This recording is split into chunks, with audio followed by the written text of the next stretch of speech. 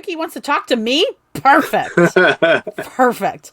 Well, welcome back, nerdy neighbors. Welcome back to the Nerdy Neighborhood. I'm your host, Your Friendly Neighborhood by Lauren, and this is Your Friendly Neighborhood comic show. And today we've got another creator interview, and today's guest is Frankee White, who has written things like Eat My Flesh, Drink My Blood, and the upcoming Who Killed Sarah Shaw. What is up, Frankee? Hey everybody, how's it going?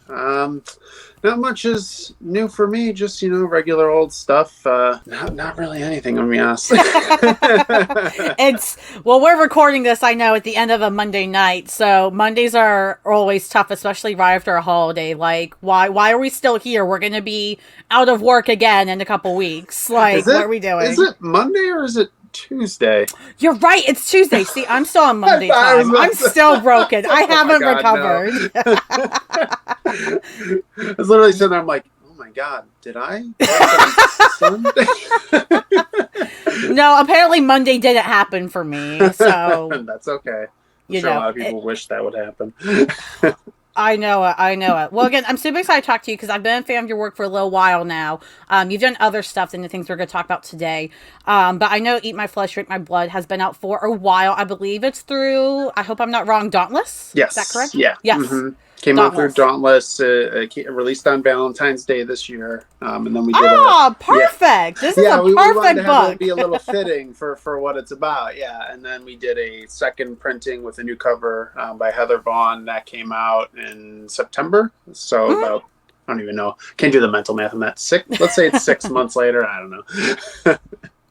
No, that's awesome. Yeah, and I really enjoyed this because I would love for you to share just a little bit what it's about. I'm sure you do that a million times and, it gets annoying. But it's so cool because the concept behind this, it's very much, for me, it's very much a great mix between horror and romance and, maybe some action. But, like, I feel like it could be a debate. Like, you could take this to an English class and debate for 3 hours. What's the real genre of this story? Yeah, so, I mean, that is pretty much it. When we first started making it, I wanted to do something that was a nice crossover. A lot of my stuff that I write is kind of that. It sits in a weird spot, genre-wise. The first thing I wrote, Broken Bear, which is also with Adam Markiewicz and AHG. That's just a straight up fantasy. That's probably the most basic thing I did. Then I worked on a book called 20 Fists, which is it's like a romance, but it takes place in like a fist fight club. So it's a lot of actions, a lot of romance combined. I like to sit in a space where it's not just one thing, which unfortunately makes it very hard for me to pitch to people. Because when you go, oh, it's a horror book. I'm like, oh, okay, so it's scary. I'm like, well, it's not scary, but it's also a romance. Like, oh, so it's like lovey-dovey. Well, it's not really lovey-dovey romance. Like, it's a different kind of horror romance. It's where I like to, it's like where the genres meet and where that crossover is really interesting to me. Yeah, no, absolutely. And I'm trying to pull it up here so that, our neighbors watching at home later can see the cover as well. Where's the window? Oh, that's what I need to do. Sorry, guys. Technology is hard. So Eat My Flesh, Drink My Blood. One, the cover very much looks like a horror cover, but also the top here, you've got that red text, which is really cool, that says, meeting the in-laws can be hell. So you've got that, like, rom-com energy all of a sudden added to it. And I had such a great time reading this as well, because the whole time I was like, which is it too? But then halfway through, actually, I got lost in the plot that really kicks in real hard. Because at first you read it and it's like you're trying to figure out what it is because you're really laying that foundation in. And then when it starts, it's in your face. You cannot escape the plot of the story. It's so crazy. Yeah. So the logo and the tagline are done by Tim Daniel from Vault Comics and Second Rocket, and they did a great job. We wanted to have it's kind of got like that 70s aesthetic. We had a lot of influence from like 70s Italian horror filmmakers. At least I did when I was writing it, and I think Adam did when he was drawing it. And that cover is, we wanted to do originally have it be a big, sort of like movie style poster. So we'd have the church, and then we'd have all the old style movie poster where you'd see all their heads over it or something like that. And as we started working on it, we were like, no, let's go basic. Let's have just this chapel. We'll have the blood coming out of the front of it. And then I feel like it works because all throughout while I was trying to come up with marketing things for this, meeting the in-laws, can be hell is what we ended up with. But I kept thinking of the song "Going to the Chapel." You know, Mm. go to the chapel and we're gonna get married. But I kept thinking, and we're gonna get scary. And I was like, I want that to be the tagline, but I don't think too many people would get it, unfortunately, nowadays. I love that you bring that up though, because it further reminds me, like, this actually does kind of have, it's like Rocky Horror but without as much camp. Like, there's camp, but it's Mm-hmm. different. It's not as um 80s campy. It's definitely a little bit more modern in the camp I think you use. Mm-hmm. But that's not to say there aren't, like, really, amusing moments and moments where you kind of, especially I think, like, I think at the beginning, we think as the reader, or at least I thought as the reader, I knew more what was going on. And then halfway through, I said, oh, so all of that was a lie. Love that for me. I know absolutely nothing. And then you just relearn it all amongst all the chaos, because the story really looks at, this couple and, basically all the shit they get into that is exactly not what they thought what they were getting into. Yes. Yeah. So I really wanted to play with that idea. So I'll do a basic setup for anybody who's listening who doesn't know what the plot is about. So John and Lisa are an engaged couple that, they want to get married and everything like that. And John is estranged from his parents. And they get a letter in the mail from their mom saying that their dad is sick. They need to come. They want him to come for mass, meet with the family, kind of reconcile. And John is absolutely against it. Like, he's cut ties. It's been like over a decade since they've spoken. Lisa, on the other hand, his fiance, is intrigued by the premise. She's never met his parents before. She doesn't really know anything about them. John doesn't talk about it ever. Like, it's a part of his life she is not privy to, and that intrigues her. And so, in trying to be a good fiance, saying like, well, no, maybe you should make up with your parents, like, but also secretly she's like, I kind of want to know, what the deal is with that. And then they go to the mass, and it seems like things are a little weird, but, just could be, meeting your in-laws for the first time sort of weird. When I meet new people, at least I tend to be very awkward, unfortunately. And so I think, like, some people can relate to that. You go there and you're like, oh, this seems off, but that could just be meeting someone. And then, like you said, about the halfway point, the book takes a turn and it reveals sort of where it was all leading to in a very, very violent fashion. Yeah, no, 100% violent. I'm trying to think, because there are movies that I feel like, so one thing I'll say before that actually is that you mentioned making a movie poster, like, for the cover and stuff, right? And then you've got this page here early on where you kind of start with her opening the door and parents, and you've got you got the cool title, the logo that was made, and then it goes back. So it already feels like a film, like, oh, what's that?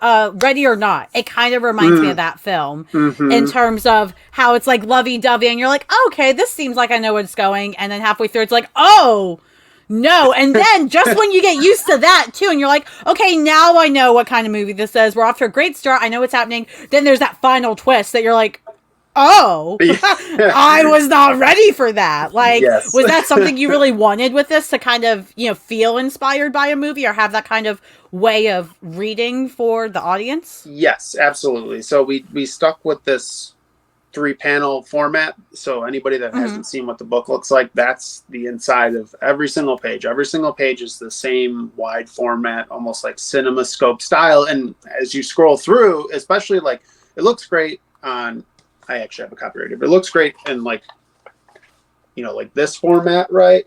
Side by side. But when you read it down through a PDF page, or if, say, it was like a Webtoons or something like that, that's almost, I feel like, when it shines, because you're reading it almost as if it is a film reel flying through, So everything is designed where every page is essentially, it's not technically a triptych because it's vertical, not horizontal, but it's like a triptych where every page is its own little beat and has 3 panels that go together, and then it moves on to the next page and they all go down. Every panel or every page is the same thing. No, we don't really deviate from that ever. There's never any additional paneling. We wanted it to have a very consistent pacing. Yeah, no, and I actually love that because I usually pride myself in seeing details like that, and I didn't take note of that. I think because I was just so immersed in it from the start of like, Hmm. what the heck's gonna happen? But it's gorgeous. I love that, you mentioned like each panel has its kind of own beat that flows to as we're looking at page here with multiple panels with the musical notes and all that. The art in this is so freaking cool. Like your artist is just wow. Like Yeah, really, really Adam and covers all the AHG. bases. Yeah, Adam Markiewicz did the line art for it and the lettering, and AHG is our color artist, and Yeah. they are a power duo. They work together with me on Broken Bear, so if you want to see more of that, you can check out that book too. But they're every time I work with them, it's like their work steps up another level. Like when I saw the line art for this, I was like, "Oh, this looks great. I don't even know if we want to do color." And then HG showed me the color for it. I'm like, "Never mind. That was a stupid thing to say." Like the color for it is freaking incredible. Like it's almost like individually painting every panel, basically, which I was gonna is say it very much looks like it was like hand painted, like yeah. the textures and stuff that they're able to capture. He does. He'll do every once in a while. He'll do kind of like a process thing, and he might have a couple up for this book. But watching his process is really interesting because it doesn't, at least to my knowledge, doesn't seem like how most comic book colorists might color a book. He has a very interesting way of going about it, where it is very much like you're watching someone actually just paint. That's awesome. I love, the difference in just the method of, coloring panels because I don't think we always think about that. Like, we Hmm. typically be like, oh, look at the lines they drew and stuff, which is just as important. There's absolutely nothing wrong with recognizing that, but I think colorists are definitely underappreciated, especially when they do go that far out. Like I know there's another series called Coral Corally. I can't say that, but it's from Source Point Press. It's a beautiful book. And for the first three issues, the artist, I forget his name, but he actually watercolored it all. Oh, And wow. then after those three, he was like, yeah, okay, I can't do that this time. It's too much. Like, yeah, that's why, I interviewed Rose a while back, who was the writer for that. And he's like, yeah, he did a great job, but, he definitely needed, to switch it up a little bit. So they found a way to mimic that. It wasn't the exact same, but they did a Oh, great that's job cool. mimicking it. So it always is cool to see when people can, even if they're not exactly doing that, they like can mimic it. So like I can just look and be like, I don't know difference. I don't know any better. Right, Like, exactly right. You wouldn't even know, like, unless if you had it back to back to back or something, and even then, sometimes it's really hard to tell. yeah, no, absolutely. Yeah, I'm so excited for other people to read this, especially people that are big horror fans, because I feel like they're like, oh, I probably seen it all. You guys haven't seen it until you read this. Like, you guys just don't know. Well, and that's what I'm hoping for this is I'm hoping we can find horror fans that are looking for something different. You know, obviously I'm a very big horror fan, and so I'm always trying to find new things to read and watch and listen to that do something different.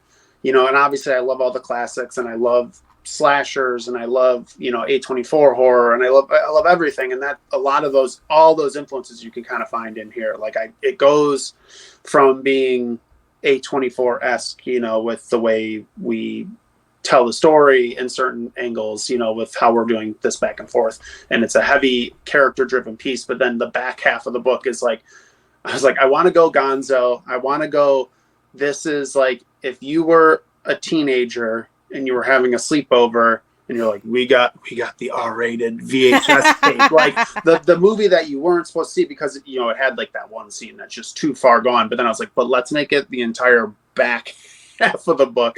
So like once you get Right. to the point of no return, you're stuck in it with the rest of the story.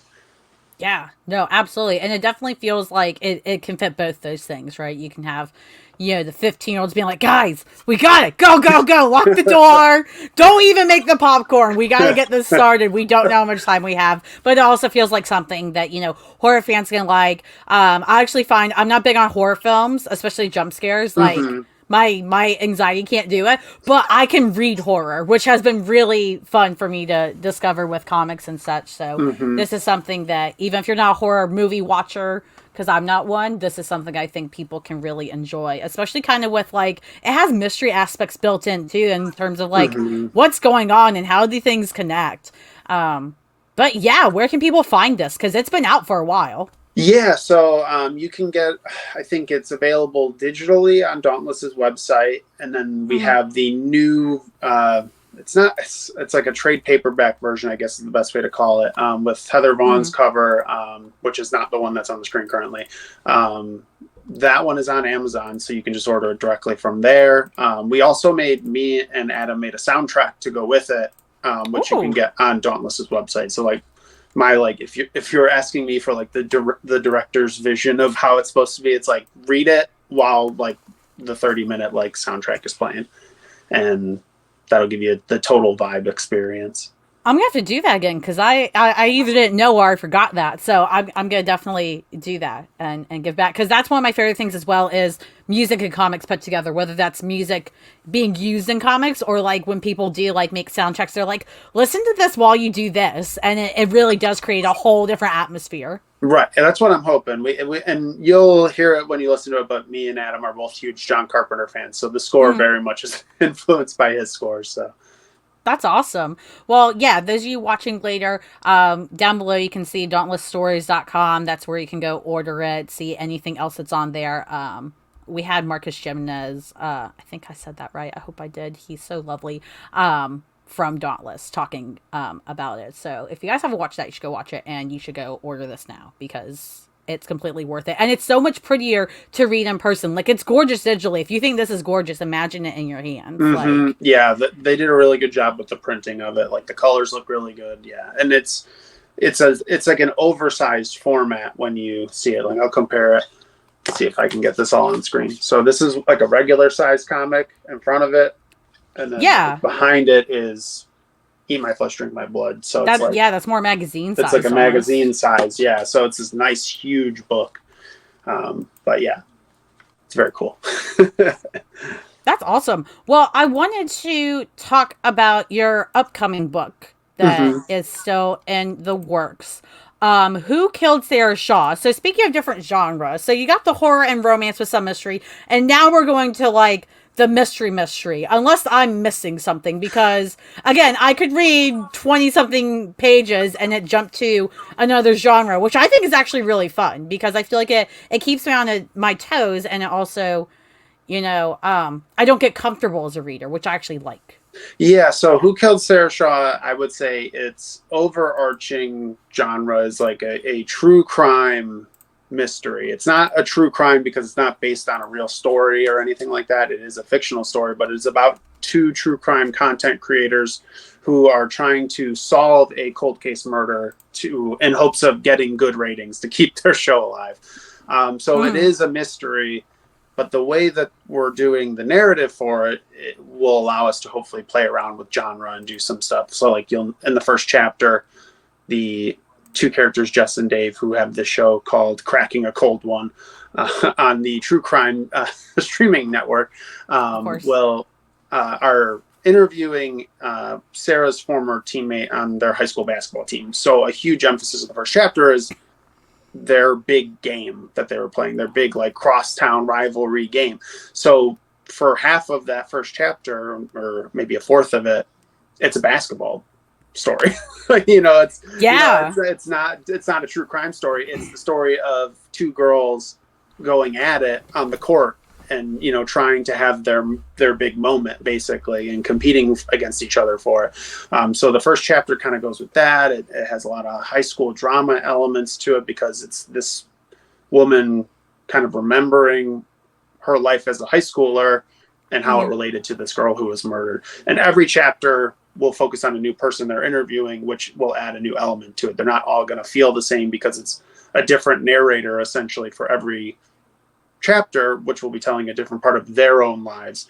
So the big emphasis for narration is having those narrators be subjective. You can't take Right. everything that's happening in the past as truth.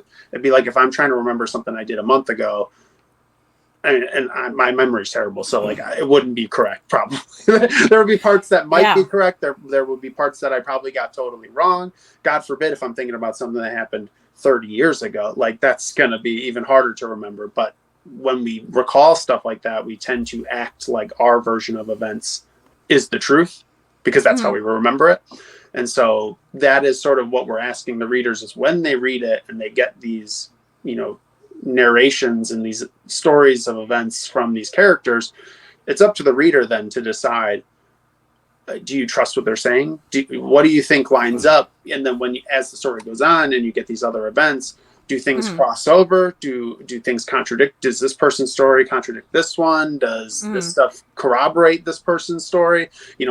Trying to find what the truth is in that jumbled, tangled wire, Christmas lights wire, basically. Yeah, no, and I definitely noticed that. And I think that was part of what hooked me because I love stories with unreliable narrators. Like, in general, they're so Mm-hmm. fun to me because I'm like, oh, so I don't have to take anything you say seriously until I decide it's necessary. Exactly. That's exactly what I'm hoping for when people read it. And I really hope that when people do take the time to read it, and ideally right now you can read it on Adam's Patreon. We're doing it weekly updates. Mm-hmm. But the idea will be that it'll ultimately be one big graphic novel. So you'll be able to read it, one or two sittings, depending on how fast of a reader you are. And being able to kind of flip through and be like, well, I like this person, so I'm going to believe them because I think, what they're saying, vibes with how I think about things. And then you get to the next person and you're like, nah, that guy's a piece of shit. Like, I don't trust him at all. Like, Yeah. maybe he is, maybe he isn't, maybe he's both, maybe, the fun of it is finding that truth, and what is that person's truth versus your truth as a reader versus the objective truth, which can we ever really know that? No. No, and that's very true. I think it's kind of fun because the unreliable narrator trope kind of creates built-in drama in whatever story you're telling. Like, it's automatically there, even if characters seem happy-go-lucky, because the reader, you've identified that narrator as unreliable. You're already like suspecting people. Like, people love Knives Out, the first one. I haven't seen the new one yet. People love that because we're all like, who can't we trust? Who's running their mouth? Who's doing this? Like, Right. it's like that hook of reality TV. You're instantly already like, everybody's a wreck. Who did it? Right. No, and it's exactly that. And that's the other angle of the story I'm trying to get at, is with our two content creators that are running the show.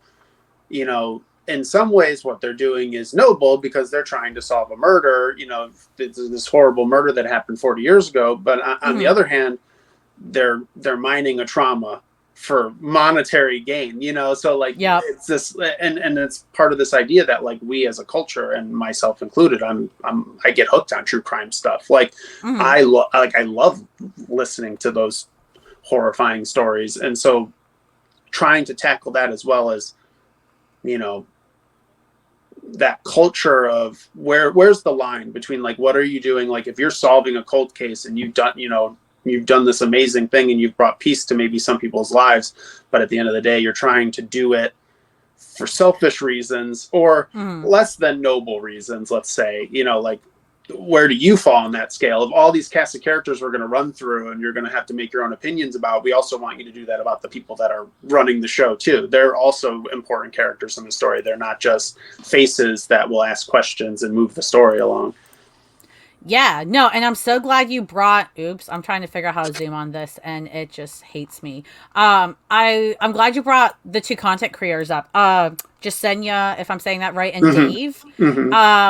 They're very fascinating to me in this issue because throughout the issue, I started noticing like the kind of emphasis on the relationship that we were getting, whether it was because there's a couple pages where it's very direct. You can see what kind of relationship they have pretty quickly once that happens. But then even after that, it's continually emphasized, like, because you have a couple panels where like they're texting each other or they're checking each other's messages, and you can see like it's not even what they're sending in the moment of what's happening that's important. It's looking up and you can see those previous texts. And I was very interested as to like, why are we getting such a spotlight on their relationship in such a way? Like, I'm, now that you've said we're going to see other perspectives and other issues or chapters, I guess I'm kind of like, ooh, is there something sus there?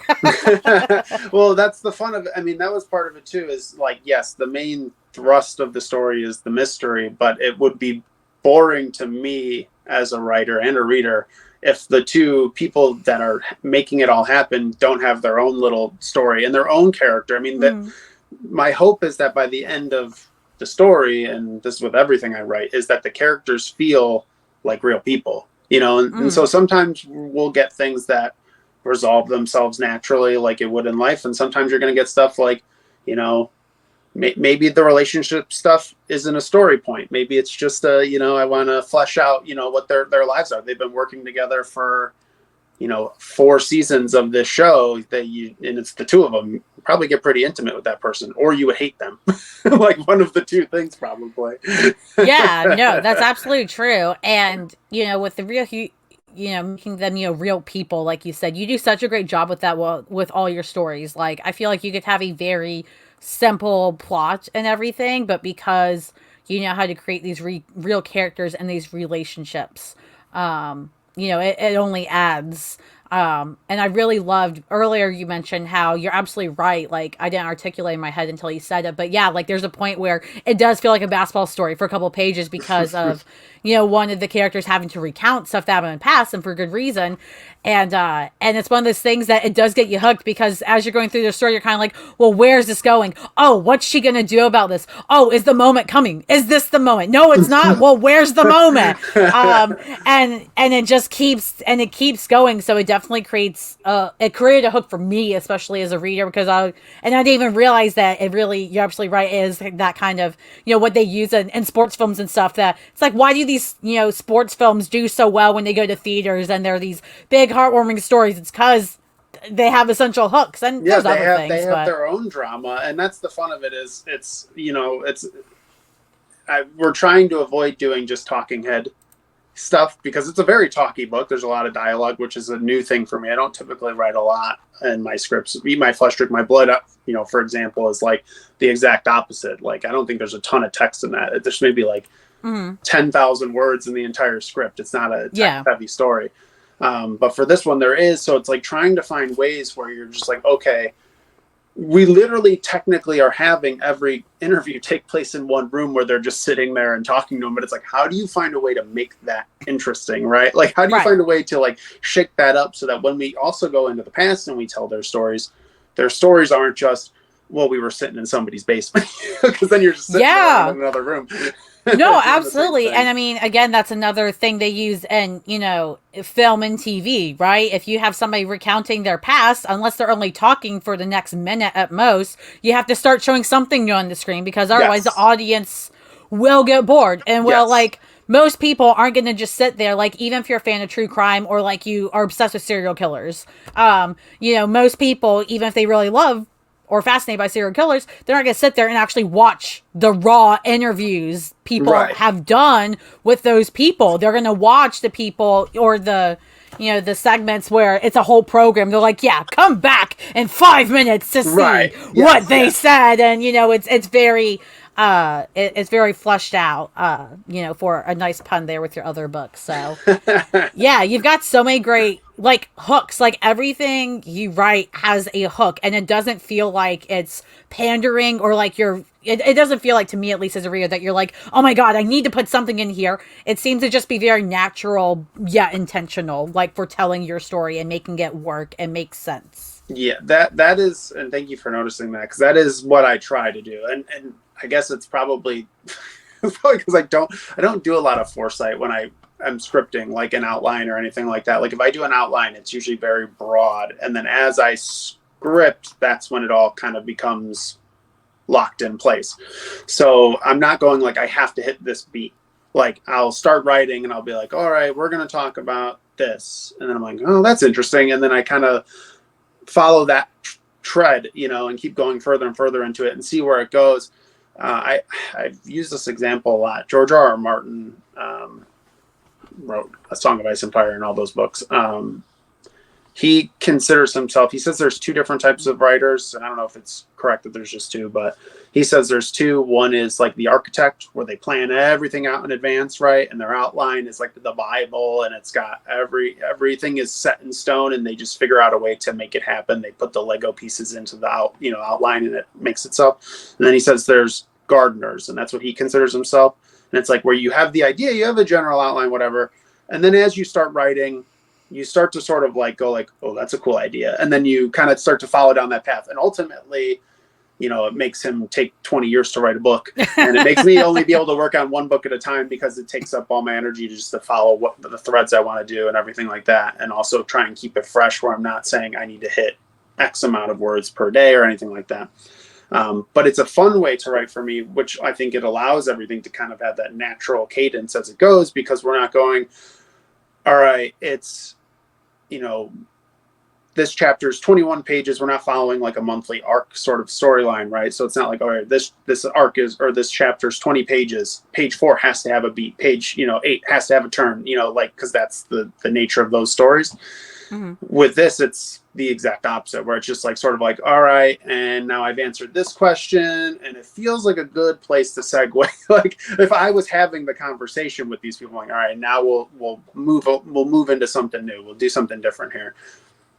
Yeah, no, absolutely. And I appreciate hearing all of that as well, because putting it all putting it all together, it's incredibly hard. And I think too, like, when, especially when like really famous and successful, creators of any kind, they're like, these are the 2 or 3 types of anything. I'm like, that's what's worked for you, and, right. And if separating it that way works, that's wonderful. But I don't think you can, especially with anything creative, I don't think you can put anything in a box and it be the 100% anything at all. But yeah, you do such a great job just getting, just making everything flow so well. Like again, so one thing that I will be honest, the first thing I noticed when I started reading this was, oh, it's in black and white. Okay. Because everybody has weird feelings about black and white art, especially in comics. Everybody, some people really love it. Other people tend to stray away from it. But the second I started reading this, and even after I noticed that, I didn't notice anything different in terms of like, I didn't feel like anything was stunted. I didn't feel like it was harder for me to read or less enjoyable. In fact, it was kind of cool, I think, for this book in particular to be black and white, because I felt like, especially as I was learning all these different things and I was reading the narration and trying to put pieces together, I was like filling in things for myself. My brain was like, this is the color of this and this is what I'm seeing in this moment. So it was... I don't know if it was intentional or not for it to be in black and white. It wasn't like that, but I'm gonna say it was. That's what me and Adam do that. We'll be writing, like we'll be working together. I'll be like, I sent this script page over to you. He's like, okay, and then he'll send me a page. I'm like, hey, did you like mean to do that based on this? He's like, no, I just thought it like looked cool or something. I'm like, we'll pretend that wasn't intentional. Like that. So yeah, definitely not intentional to have it be black and white so that it would help readers fill in more information, which honestly, that's a really great point. Like hopefully it does that with other readers. We wanted to do it in black and white because me and Adam have wanted to make a black and white comic for a really long time. I'm a huge fan of black and white comics. One of my favorite series is Strangers in Paradise. I love all of Terry Moore's work. So I've always wanted to do a black and white comic. Like you said, people seem to have strange feelings about them, and at least in the comics direct market, they don't really exist. They're not really something you can find. Most monthly publishers don't sell them because they say they don't sell well. So if you do see them, they're either self-published or they are coming from like graphic novel, publishers or boutique shops or, boutique imprints that are like Fantagraphics, things like that. Still, insanely, Adam agreed to do this with me, and so we're trying to do it in black and white, and hopefully continue to make this, and people will respond to it even though it's in black and white. Adam's art is, again, we were talking about the art in Eat My Flesh, Drink My Blood. Yes, it was nice to be able to see Adam be able to do black and white line art with his own shading and everything in there, because he's so good by himself too. Like it's just really nice to see him be able to flex. And hopefully people like recognize that, like he is truly, like to me personally, like one of the best working artists like today. And seeing him flex in black and white, and like you said, you didn't have any trouble figuring out what was going on. You didn't need the color because his line work is so solid. You don't need it to tell anything apart. He's just a really talented draftsman.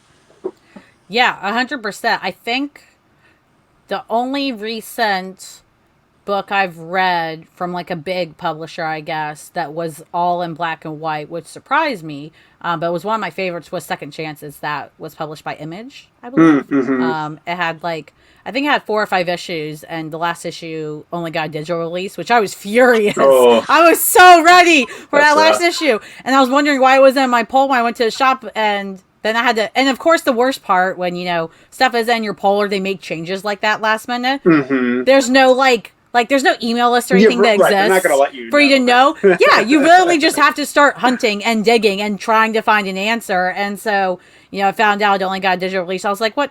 And if you're somebody that likes to collect all the issues of a series, especially like you're kind of a completionist, it's the worst because you can't ever, unless you find a way to print yourself, which I don't think you can because of copyright, you're screwed. Like, good luck. That is absolutely brutal. And I'm sure there's a financial reason for that, but yeah, from a fan perspective, from a creative perspective, oh man, that's brutal. But an Image would be one of the few publishers that would take a chance on that because they're so big that they can, and a lot of Image's model seems to be based around like once you're in the door, it's all on you. Like if we like the idea enough, we'll take it. But like you're gonna do a lot of the marketing yourself on your own book. You're gonna have to do the legwork to make whatever you want to happen with it happen, and they will just release it for you. So it makes sense that they would take chances every once in a while on black and white. Every publisher I've talked about doing comics with, originally I wanted to do black and white. Broken Bear wanted to do it black and white. Nobody wanted it black and white, so we had to get it in color. 25th wanted to do it in black and white. Took doing it by myself and then doing a color version to get it through a publisher. Eat My Flesh, Drink My Blood. That one we started with color because we had already worked together with AHG and we wanted to do another project together. But for this one, I was like, all right, Adam, let's do it for reals this time. Like let's see if we can get people interested in a black and white Western comic that, in the year of our Lord 2022. No, honestly, it's fantastic. And speaking of Westerns, even though this really doesn't feel as much like a Western to me, but I've noticed a lot more Westerns coming out lately in general. In the genre? Yeah, absolutely. I feel like Westerns are circling back. When I said Western, I meant not manga black and white. Because manga, I gotcha. Manga can be in black and white and sell like hotcakes. And it's absolutely insane. Like, I guess people just don't care with that. Yeah, like they're like, well, that's what you do, right? So, well, I think that is it. I think that is people are kind of trained to go, oh, manga is in black and white, and so you're used to seeing it like that, and it doesn't bother you because again, they are all extremely talented draftsmen who know how to take advantage of being in black and white. Yeah. Well, I think too, there's a cultural thing as well. Like, obviously manga is not Western, right? But, the last 10 years plus, a lot of Western cultures like ours have really picked up on that, have really enjoyed it. And so, like, I know it's a whole thing where, like, if you don't say something the right way, or like if you watch an anime and dub, a lot of people hate that. They're like, how dare you? That's the most offensive thing you can ever do. Like, yeah, it's wild. People get so upset. So I think it's one of those things too where like with manga especially, it's like, oh no, it's best in black and white, guys. Get out of here. Like, what? Okay, guys, whatever, sure. I'm sure. I mean, it's probably partially that. It's partially just I know they have to crank out so many pages, like manga artists kind of are like machines, unfortunately, in terms of how quickly they work. They do have a lot of pages. You're right. I didn't think about that. So like it probably is partially just, it's literally just faster. It's faster and cheaper to print in black and white. Yeah. American audiences, on the other hand, have been trained since the 30s, or probably even earlier, to expect their comics in color. And the only time we don't see them in color, they're usually they're indie books. They're a zine. They're something where somebody was like, I need to print this cheap. You save a lot of, no offense to colorists, but you save a lot of money when you don't have to have a colorist on your team to pay, which, and then on top of that, when you're printing, you save money. So I think it's partially that, and then partially just like audiences are trained to just expect color now, and maybe that'll change, as manga continues to slowly, like, I feel like take over. I feel like it's It everywhere drives now. me insane. I could do a whole like just rant on how it drives me insane. Like I don't mind the genre at all. I think it's great and has tremendous value. I get why people love it. I've enjoyed some of it myself. Hmm. But the fact that like from what I've seen, it almost feels like this obsession that won't stop. Like once people are in it, that I've seen so many people that it's become like their complete It personality. And I'm it like, is it I can't hooks do it, you. guys. You can't hook me, because that's almost how it goes. Is they're like, you watch this? I'm like, well, no, I think it's great, but it's not really my thing. They're like, oh, well, you haven't sat with me and watched. I'm like, And then they do the thing you're where they the just look over, 200th they person to like try look it. over at you while you watch it to make sure you're enjoying it the right way. Like, Yeah, the right way. That's the other part. If you don't watch it the correct way, what are you doing? Like, and I'll say that yeah, like that's with everything, like any fandom, right? That that yeah, that exists, and I mean, I don't know. I'm surprised just how big manga's gotten comparatively to how not big adult Western comics have gotten. Like when you yeah. look at how they're all shaping up, you have like manga selling to everybody. It's selling to all ages. It's doing big numbers. They have the perfect size for their books. You can put them on bookshelves. It's really easy. They have they're nice thick, fat books where it's like 300 pages. You get your money's worth. You have Mm-hmm.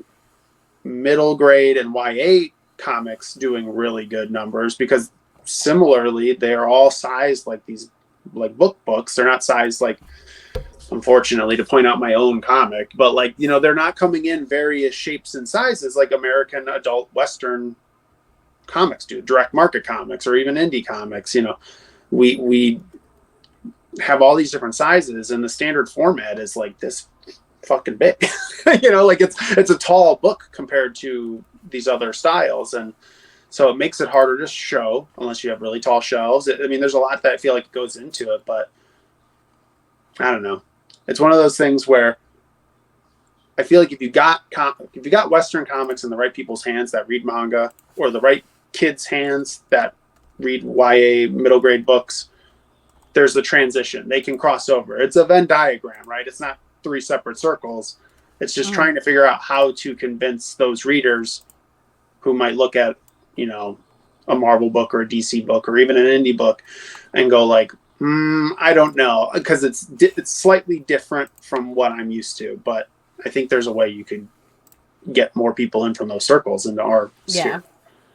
Yeah, no, absolutely. And I wanted to ask, since we were talking publishers earlier, is there a publisher that's going to be publishing this? Do you have plans to self-publish? What's kind of the route you guys are thinking that you can talk about, of course? So right now, the plan is to do it through Adam's Patreon, which is what we're doing, and it's just a Okay. way where we can work on it as we go, which I think is kind of a fun way to make comics for me. I like the idea of doing.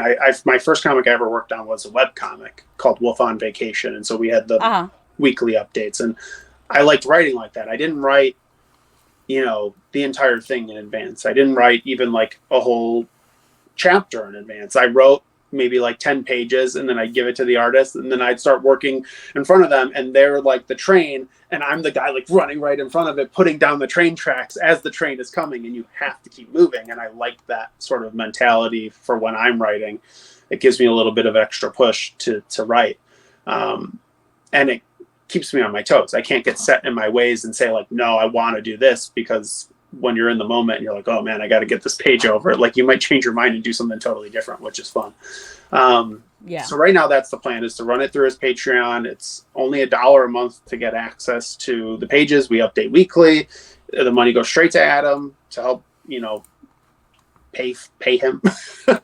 So Yep. that's the plan for now. And then we're obviously going to put it out to other publishers and see if anyone's interested. Hopefully someone takes to our black and white story. Again, it's going to be broken up into chapters, so it's one of those things where it could go to a direct market publisher, but ideally in my perfect world, it's released as just a graphic novel, and then we can go from there with maybe future books and stuff like that. Yeah, that's awesome. Yeah, while you're talking, I hunted it down real quick. And I'll make sure to link in the description below, so all you nerdy neighbors watching later, they're super lazy like I am. You can just scroll and click a couple times and make sure your payment information is in there, and you're good. And then you're A set. dollar a month. So however long it takes for them to get it out. I mean, probably by then you might pay the price of the graphic novel when it's published. So I don't see anything wrong with that. And then if you want more adult content, you can pay $4 more and get that. So win-win all around. Less than $10. That's cheaper than McDonald's at this point. Like, yeah, and here's the thing: if you sign up for the $1, you won't even notice you lost that dollar. What are you using a dollar for that can get you? That isn't better than the comics you can read for it. And $5, I will say, I sub to Adam's Patreon for the $5 one. Very tasteful, not safe for work. You say very excitedly. It sounds great. I love that. I might have to try it out and see what I get, because I'm very picky about that stuff. Like, there's stuff I really like, but if I see stuff that's not my thing, I'm like, so that's not for me. Cool. Right. Yes. I'm gonna move on. So yeah, this looks super awesome. So you guys should definitely go join it, see if you like it. And again, you can try it out for a couple months, and if it's not your thing, you can always drop off. That would make us sad, but at least you tried it. A dollar, you can't really beat that. Like, just don't get like the venti coffee at Starbucks. Okay, get the grande. You'll live. It'll be okay, guys. It will be okay. Well, this is awesome. I'm super excited to see the progress on this, because I'm gonna go be a member myself. I was actually thinking the other day, I was like, you know what? I have a little bit more room for a Patreon. So ta-da, you found my budget. It found me. I can't. Every time I'm like, I could just sit on this front. Nope. It finds me. It's gotta be spent. Yes, comics always find me, which is great. It is a very happy purchase there. Anything else you wanted to share about Who Killed Sarah Shaw? Because the only other thing I wanted to mention was that the ending of this chapter, which I am missing 2 pages of apparently, which is fine. I'm gonna go find it once I join a membership level here.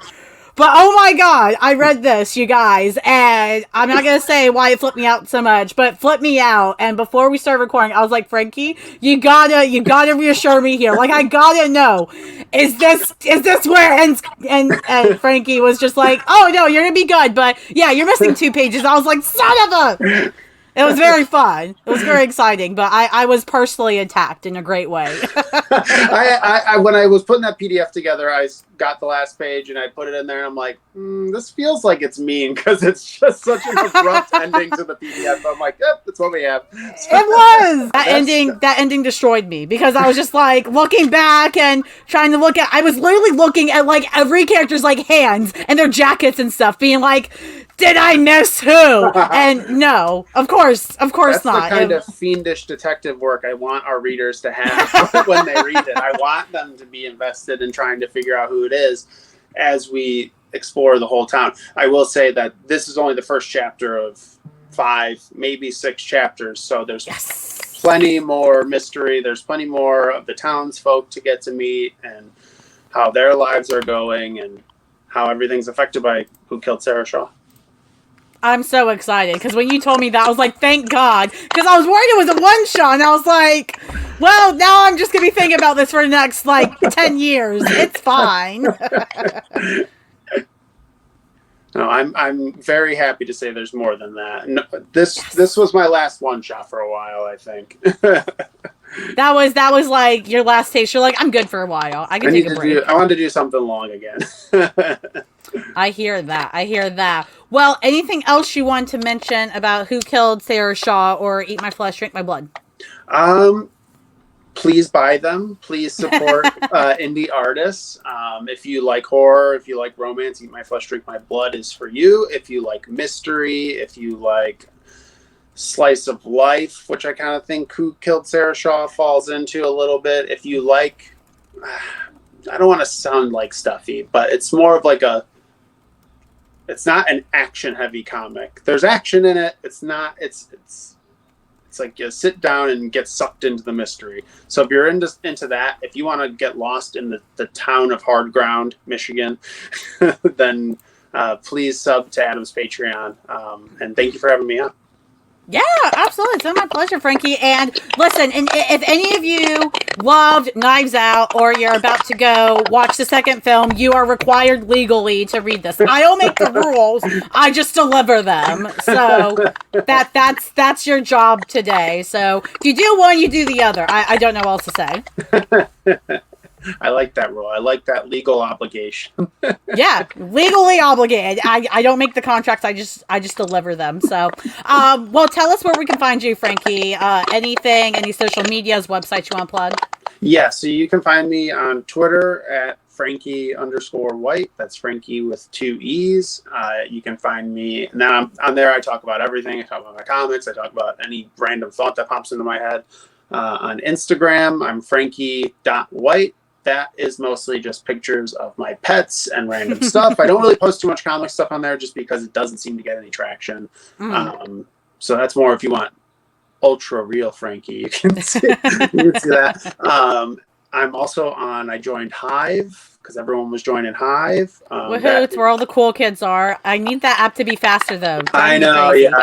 I get it. They're the small dev team or something. But yes, I go on there and I basically just copy paste tweets from Twitter over there just because it's so slow when you open it up. But that is at Frankee White, no underscore, no period. It's all one word. I think that's everything. There's other ones, but like there's like a co-host, but no one's on there yet. And I never bothered to set up a Mastodon. So God, no, it was miserable. The 2 days I had it were two of the worst days. I was like, this can't be where we're going because it's never going to work for me. I can't do it, guys. So I haven't deleted them yet. I might not, depending on what happens with Twitter, but I literally started screenshotting like a bunch of people I followed. I was like, I can't lose them. I need to make sure I can find them. Like I went paranoid one night and then the next day it's like, oh, we're still fine. Like it still sucks, but we're fine. So all right, cool. That's what I'm hoping that too. I hope Twitter gets its shit together because that's where everyone's at. That's where I've built a little internet home, and that's where I would prefer to stay. But yeah, if you want to find me there, I'm there. I'm there all the time. Sweet. Yeah, I don't need Elon Musk to pull a Kuzco and try to kick us out of there just for his party. Like, absolutely not, sir.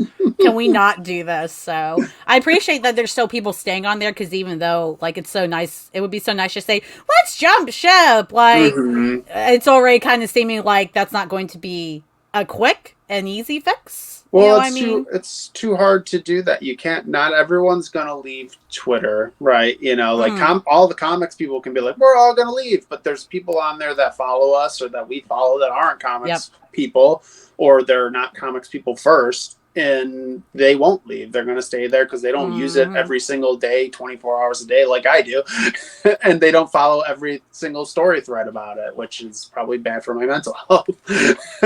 We all have issues, especially social media. The second you make a social media account, it's over. Like, even if you're like, well, I hate it, I don't use that often. There's better days, there's worse days. Yeah. You know, I made a joke because they were saying that, like, Elon was saying that Apple's planning on removing it from the store, you know, or some BS that's not going to actually happen. I was like, if Apple did that, though, and I woke up one morning and I grabbed my phone off my, you know, end table and I opened it up and I looked and I saw Twitter was just gone and there was no way to get it.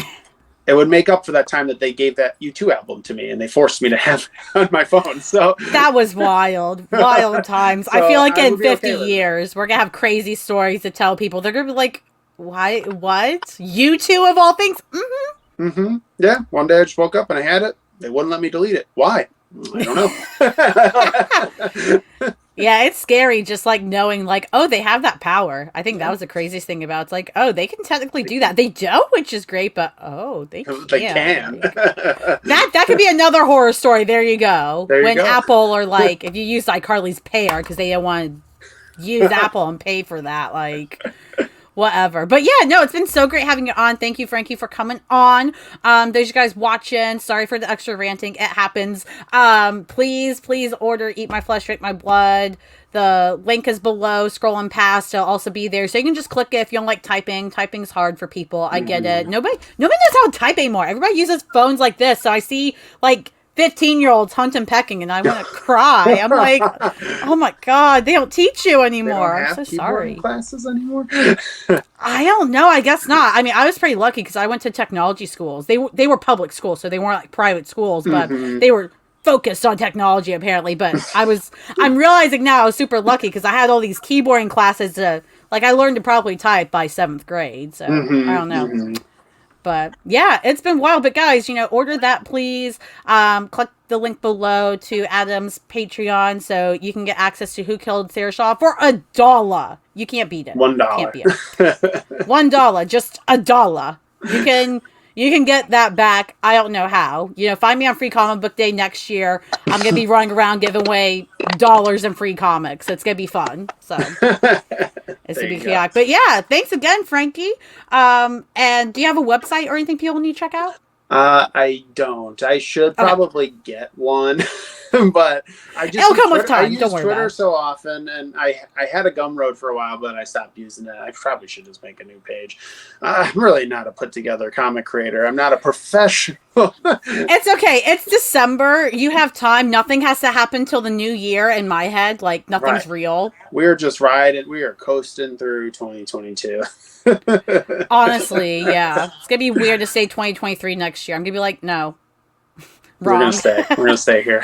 Wrong. I know. It's absolutely wild. Well, again, thank you, Nerd Neighbors, for watching. And be sure to check out all of Frankie's links. I'll put them in the description as well. So you just have lots of fun stuff to click on. It's like playing not Minesweeper, except you're not going to explode at some point. So Yeah, you're just gonna get good comics. can't beat it. I mean, bombs are comics. You're getting comics. It's a win. But all that said, be sure to like, share, subscribe to the video as well. Super cheesy but important stuff that helps the community grow. And we will see you guys next time in the nerdy neighborhood.